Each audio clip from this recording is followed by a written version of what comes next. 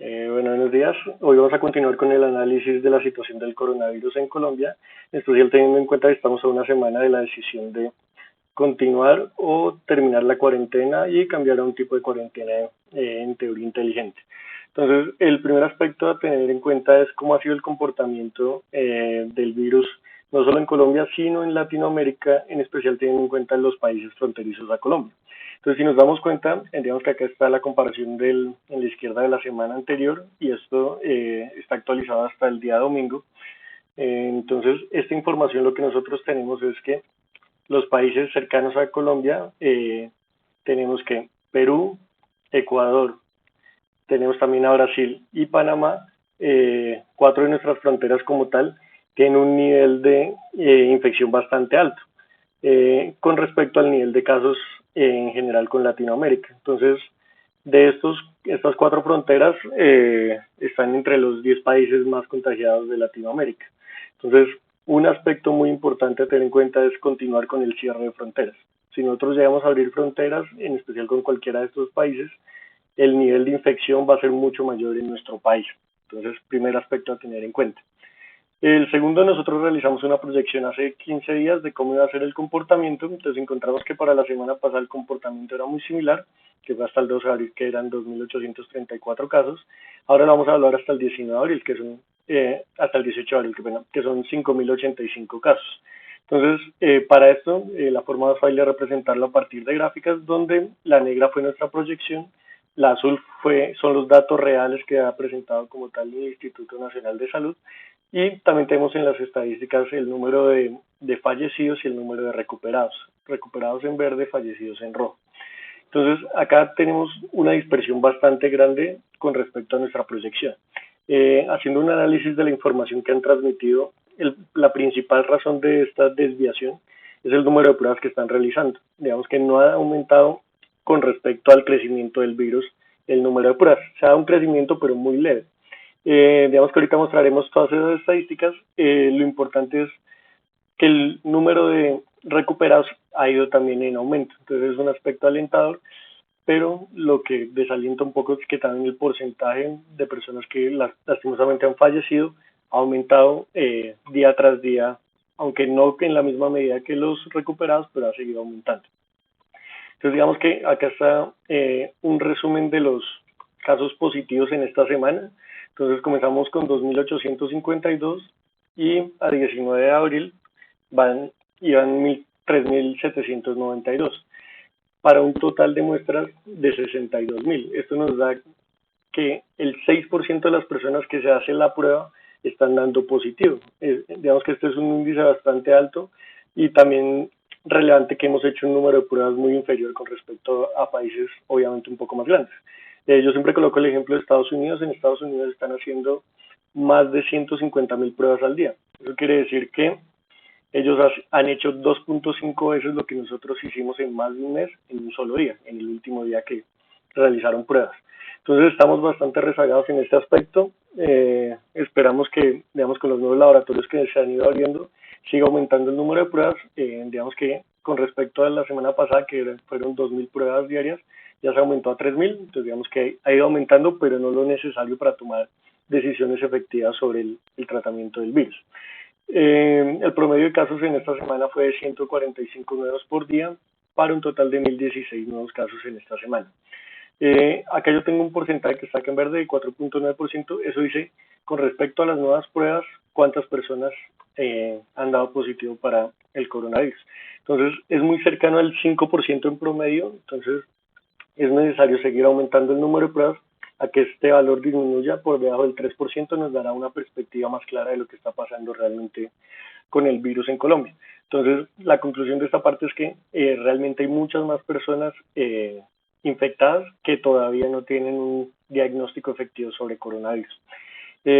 La siguiente nos relaciona un poco porcentajes de personas recuperadas, personas fallecidas, personas hospitalizadas y personas en UCI. De acá un aspecto. Acá está sucediendo un fenómeno, y es que el número de personas que han fallecido sigue aumentando. Es un aspecto muy preocupante. Digamos, si nosotros lo relacionamos con el porcentaje de personas que están en unidades de cuidados intensivos, que va disminuyendo, Muy posiblemente lo que sucede es que las personas que están llegando a este tipo de unidades como tal ya han llegado en un estado muy crítico y por lo tanto digamos que han fallecido. Entonces, este aumenta y este disminuye es el de la SUSI directamente por esa situación. El otro aspecto es personas hospitalizadas, digamos que este ha disminuido, también puede ir un poco de la mano del porcentaje de fallecimiento, pero este principalmente también puede asociarse un poco a que el número de recuperados, el porcentaje de recuperados ha ido aumentando.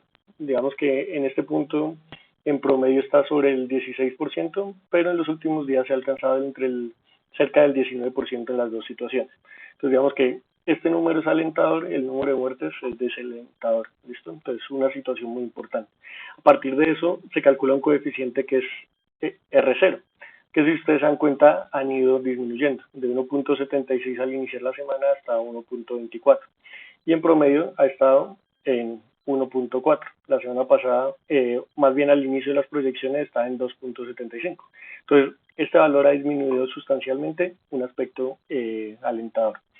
Listo. Recordando un poco qué era cada uno de los datos, R0 simplemente es la tasa de contagio que a nivel mundial oscila entre 1.5 y 4.1. Con los últimos datos la hemos disminuido por debajo de este valor, quiere decir que las políticas han servido un poco, pero también está disminuido por lo que les comenté que falta número de pruebas para poder tener una visión un poco más real de lo que está sucediendo en el país.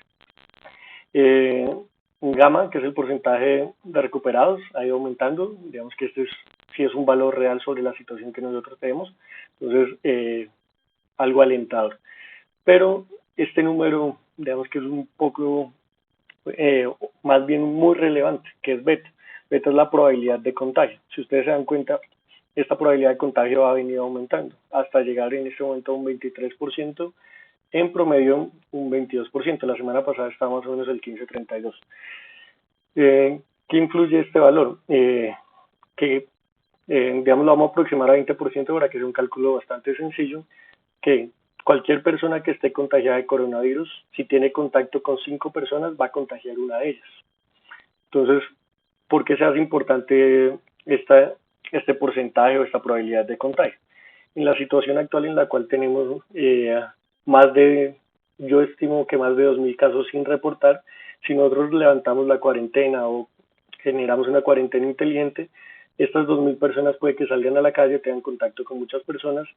Lo que va a suceder es que por cada 5 personas con las que tengan contacto directo, o sea, contacto cercano, que estornuden o que haya algún líquido que tenga contacto con la otra persona, se van a contagiar una de cada 5. ¿Listo? Entonces, ese es un aspecto muy importante a tener en cuenta y por uno de los cuales la cuarentena no se debe levantar.